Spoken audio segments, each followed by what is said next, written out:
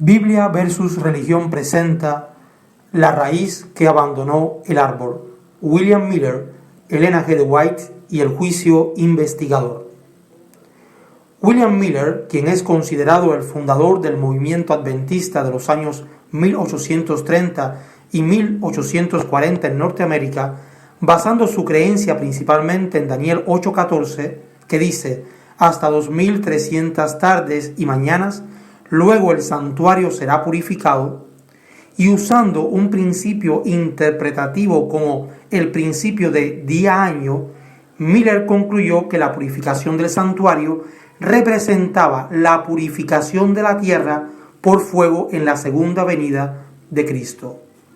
Es interesante que todo parte de una traducción equivocada, algo nunca visto en la historia bíblica, pues en Daniel 8:14 la mayoría de los eruditos han rectificado la forma tradicional y han sustituido el término purificar por reivindicar, Biblia de Jerusalén, condición correcta, Nuevo Mundo, o restablecer, Biblia de América o la versión Latinoamérica.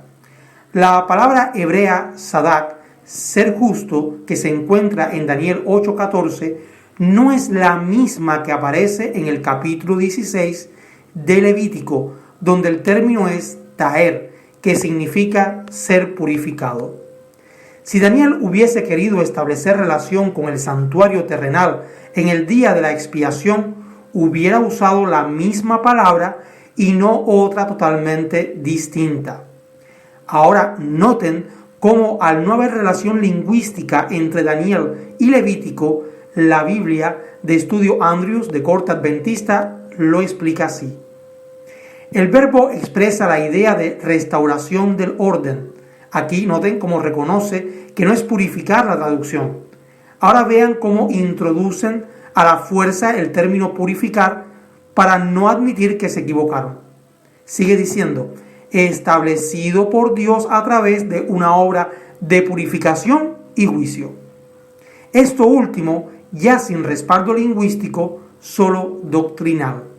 No por gusto, Clifford Goldstein se aferra a la lectura de la Septuaginta y la Vulgata latina, pero debemos recordar que aunque estas traducciones son muy útiles, descansan en el hebreo, la lengua en que se escribe originalmente Daniel 8:14.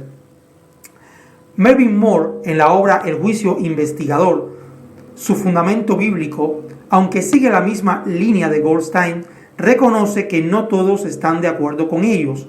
En la página 165 dice: los primeros adventistas asociaron la palabra purificado en Daniel 8:14 con la purificación del santuario en el día de la expiación de Levítico 16.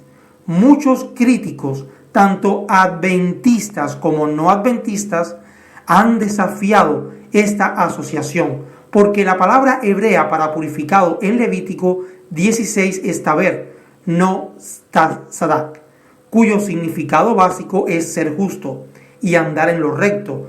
Por lo tanto, dicen los críticos, una correlación directa entre Daniel 8:14 y Levítico 16 no es justificable. Goldstein cita, por ejemplo, de Job 4:17, donde aparecen juntas las palabras taber y sadak. El texto lee en versión Reina Valera 2000. ¿Será el mortal más justo que Dios? ¿Será más limpio que su creador? Y dice Goldstein en su obra Ataque contra el lugar santísimo, página 102, traducido de la misma palabra que en Levítico se rinde como limpieza del santuario, y concluye que el vocablo sadak está relacionado con conceptos como juicio, vindicación y purificación. Sin embargo, un estudio detallado nos revela que estos términos, primero, no son sinónimos, por lo que no son intercambiables.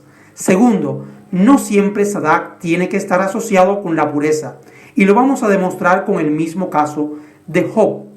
Este hombre fue justo, según leemos en Job 32:1, y no porque él lo dijera, sino Jehová en Job 1:8 dijo de él: hombre intachable y recto.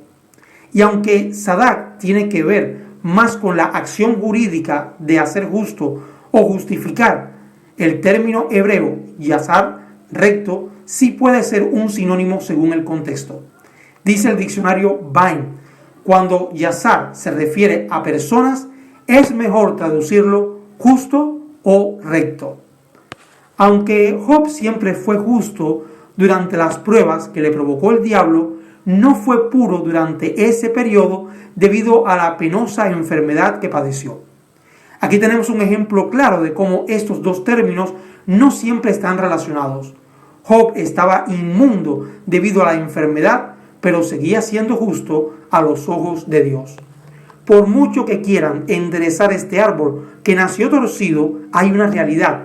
El chasco adventista ocurre no en 1844, sino en el momento que Miller sigue una pista errada en Daniel 8:14, con la conexión lingüística entre este libro y el de Levítico.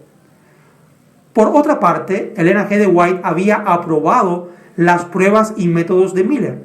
Ella declaró que Miller estaba siendo guiado por Dios en sus métodos, sus conclusiones y mensajes. Dice una cita de la obra Primeros Escritos: Dios envió a su ángel para que moviese el corazón de un agricultor que antes no creía en la Biblia y lo indujese a escudriñar las profecías. Los ángeles de Dios visitaron repetidamente a aquel varón escogido y guiaron su entendimiento para que comprendiese las profecías que siempre habían estado veladas al pueblo de Dios. Se le dio el primer eslabón de la cadena de verdades y se le indujo a buscar uno tras otro los demás eslabones hasta que se maravilló de la palabra de Dios, viendo en ella una perfecta cadena de verdades. Aquella palabra que había considerado no inspirada se desplegaba ahora esplendente y hermosa ante su vida. Echó de ver que unos pasajes de la Escritura son explicación de otros, y cuando no entendía uno de ellos, lo encontraba esclarecido por otro. Miraba la sagrada palabra de Dios con gozo, a la par que con profundísimo respeto y reverencia. Fin de la cita de Primeros Escritos, página 229. Todo el fundamento adventista descansa en Miller, pero lo curioso es que este hombre no respaldó ni a Elena G. de White y tampoco se sintió guiado por Dios en relación al santuario al final de sus días.